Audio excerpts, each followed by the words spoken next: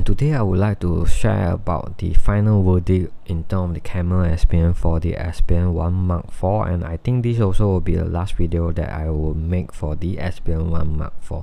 So on the table right here you can see there are some of the accessories that I will use with my Xperia 1 Mark IV, which I will share in later how I use that. Before that, I would like to talk about the differences between the basic mode and the auto mode, where most of people will confuse, and some of the features that I think is a good thing as well as a bad thing for the Video Pro apps. So without further ado, let's move on. So the first thing, the first differences between basic and auto mode is the QR reader. You can scan the QR code and direct you the link whenever you use the basic mode. Second is the bokeh mode, where you can adjust the blurriness of the background based on this feature, but usually I will not use that because I feel that it's too artificial, right? So of course, if you want to use that, I will prefer or suggest you to have a better distance between the foreground and the background. And third one, in auto mode we have the focus area, where you can have wide and center. The fourth one is the file format, where you can pick RAW or JPEG or RAW plus JPEG, but there's a limitation which I will talk it in the later on. Right. Additional point of that basic mode, you can switch to the video mode on the right or the bottom, where you can record in the portrait orientation, and this is the only way that you can do it in the basic mode. Other than that, you will have a landscape orientation either in the Video Pro or Cinematic Pro. Right. Moving next, I think this is the things that I would like to discuss or share is the good thing about the Video Pro apps. First thing is dynamic range. In the menu setting, there's one section that you can change the dynamic range from standard to wide or wide to standard. So right here I'm trying to do a quick comparison how is the result between the both selection. For wide, you can see external scene from the window. When I pick to standard, you feel like the details out there are overexposed. So these are the difference, and the wide actually is doing a multi-frame stacking processing at the same time.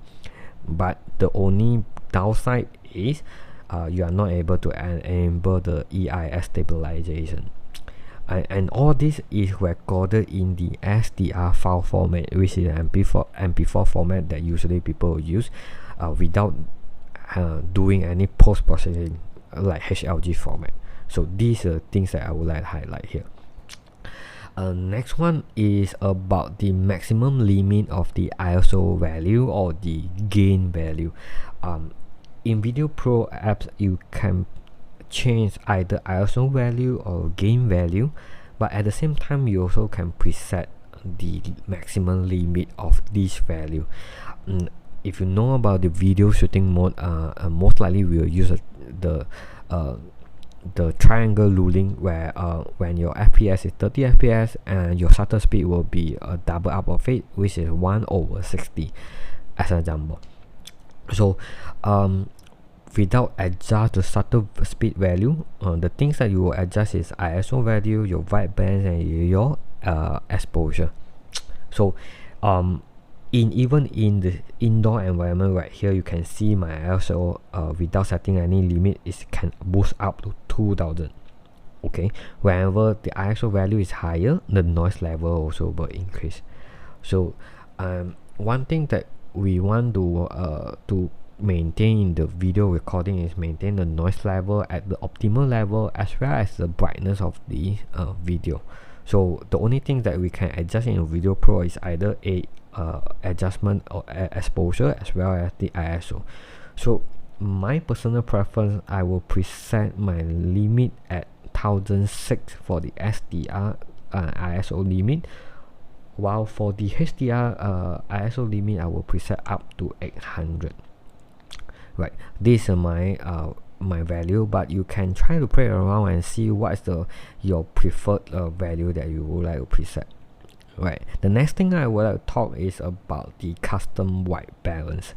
So instead of just using the preset white balance that giving from the app itself, like auto, shade, cloudy, those, you can also set your white balance either cooler tone or warmer tone, or you would like to have a certain tint color like greeny or pinky color. You also can do that by your own by adjusting all this, right?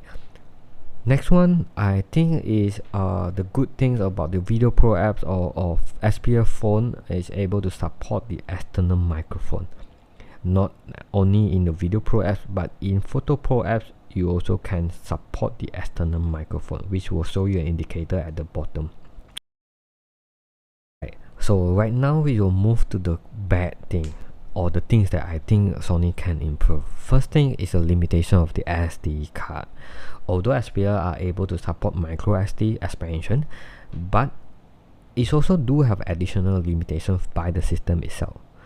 Example, if you are taking a video more than 4K 30 fps, you are not able to record in the SD card, even though your SD card are super fast speed, right? It will limit you and not allow you to do that, but you have to change it to internal control in the Video Pro app in order to capture the 4K 60 fps or 120 fps.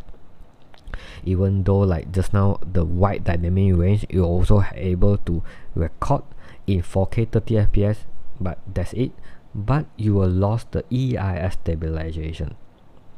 Okay, and this also will not allow for the 4K 60 fps and 4K 120 fps. Of course, I think when you trying to slow down the video of 4K 120 fps, you will not feel the shakiness, right? Lastly, I would like to talk about the camera accessory that I have over here, which is a variable ND filter that I attach on with all the values set as the manual, shutter speed, ISO fixed. In the fixed value, I can control light that enter into my camera lenses. Right. Second accessory is a macro lens, where you can use and attach this lens on your camera and you can capture some of the close-up item. Example, this is a comparison between before and after I attach the lens, so I can get more detail for the close-up item. The third one, definitely I will recommend you guys to have one if this is a Sony Bluetooth remote control, where it's able to enable camera endurance mode, which is allowed the app to maintain higher performance as well as the capture the longer period of time. So this is very important if you would like to take like more than an hour or 2 hours of the video in one shot, and this is very important. Of course, the Bluetooth remote control not only to enable this, but it also allow you to do a camera operation like zoom, start and stop the movie recording. You can have the C1 button over there as well. Yep, and you can preset your C1 button into certain function like switch to front and back camera, or switch the zoom lenses or whatever. So this is something that you can adjust by your own. Alright, next one I think is about the next accessory is about the Ulangi Vlog lighting that I have. Right, I don't look at this light, it looks like very small, but it's very powerful in terms of the brightness. It do have 3 different static mode. First one is the preset scene selection, which is more than 10 scenes that are preset by the Ulangi. Second is a white balance mode. The third one is the color mode that you can use. Once you switch on the light, it will just turn on immediately.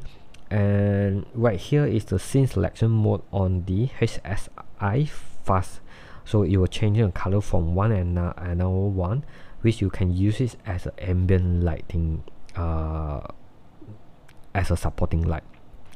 Of course, you can change to white balance mode like I mentioned just now.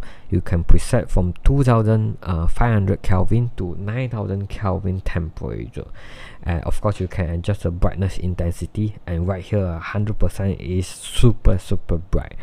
for normal vlog or selfie to support you at the night time, probably up to 15% is more than enough to have a soft light.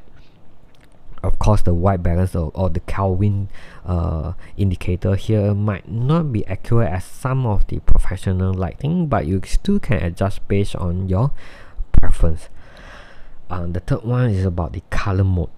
Right, so in color mode there are 360 color profile that indicated on the guideline on the sticker there. So if 90% or 90 or 100 degree is showing as a green color, if you would like to switch to like the dark blue or purplish color, you have to look at the bar over here is 240. So let me switch to 240 and you can see the differences. So once you go there and you can see the color has been changed to the dark blue color, which is very nice. I mean, you can use it as an ambient light like I mentioned just now. Also, it do have a 3 different cold zone mounting on the body itself, so you can attach like microphone, you can attach some other things that you will use that right with the cold zone mounting.